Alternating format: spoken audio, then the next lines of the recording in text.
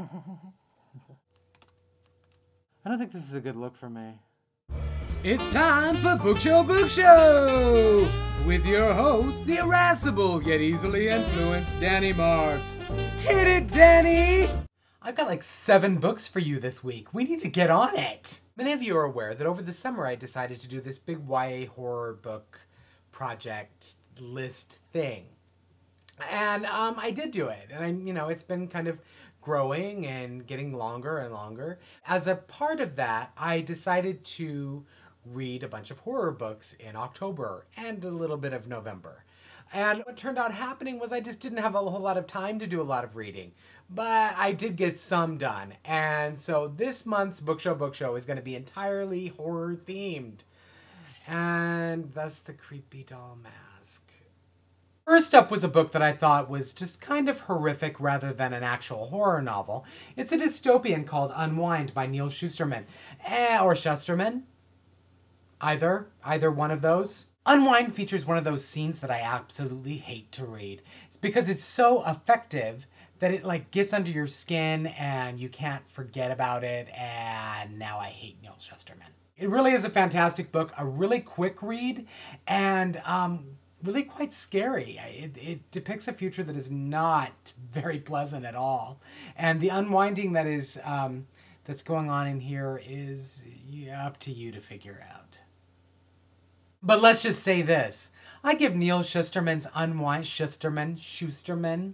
I want to say that it's Shusterman. I give Neal Shusterman's Unwind 5 perfect kidneys. Or any other transplantable organ.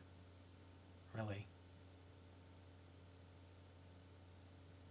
Ooh, I really didn't know what to expect from Andrew Smith's The Marbury Lens, but it certainly wasn't what I got.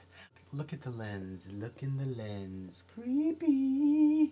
Totally frightening. I mean, in parts, and it was frightening on different levels. I mean, it was frightening in the sense of the realistic situations of being kidnapped and tortured and humiliated sexually and things like that.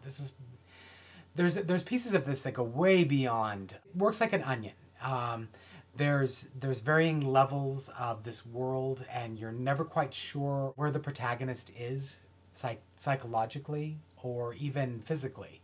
And I think that really kind of makes it scary. And while it is actually more along the lines of a fantasy framework, the stuff that goes on in the book is straight up horror. And I cannot wait to see what Andrew Smith pulls out of his butt next, because this is fantastic, and Stick is coming out soon. And for those reasons, I give The Marbury Lens by Andrew Smith 5 nasty rope burns. I was going to say 5 dismembered body parts nailed to a wall. Lots of disturbing imagery in this book. For my next book recommendation, I was originally going to have Gabriella give us her insights, but she's not talking to me right now. Which might be a blessing in disguise for some of my viewers who seem to have an aversion to creepy dolls. I'm not going to torture you with an entire review done with my mask face on. I'm not. What I will do is tell you about Carrie Harris's Bad Taste in There's a little shine. Bad Taste in Boys. This one's actually a super fun, like, horror comedy.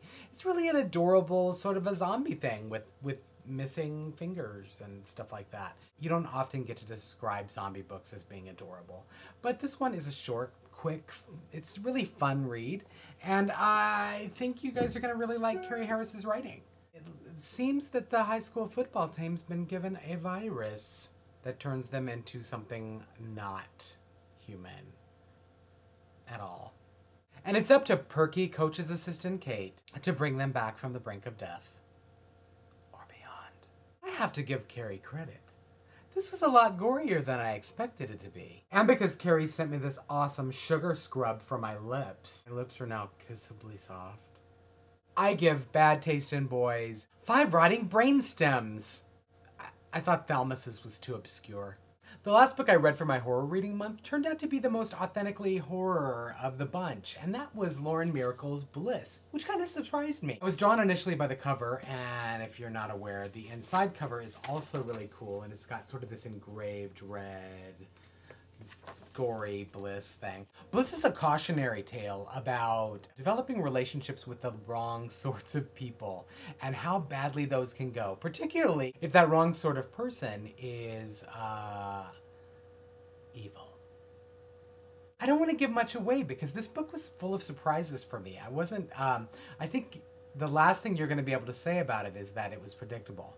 Miracle draws some corollaries about what's going on with Bliss leaving a commune to live with her grandmother and go to a private school in Atlanta versus what's going on in California during the time frame the book is set in, which were the Manson trials over the Tate LaBianca murders. And a lot of the story is sort of paralleled by that. And doesn't follow the timeline exactly, and Miracle describes that in her author's note. But at the same time, it adds a really creepy side story that works really well. And I just thought the book was really fantastic, and I can't recommend it enough. So for those reasons, I give Bliss by Lauren Miracle 5 knee-high sweat socks. I think I'm mixing my decades. Next month on Book Show. I'm reading Contemporaries? The book that turned out to be the most authentically horror, although I think if you only do it with one, this isn't actual air quotes. This would be air quotes. This is a bunny or me attacking you with my claw hand. But either way, just one. Just an open quote. So then the rest is just dialogue. I guess I can't be trusted with punctuation. I'm also horrible at commas.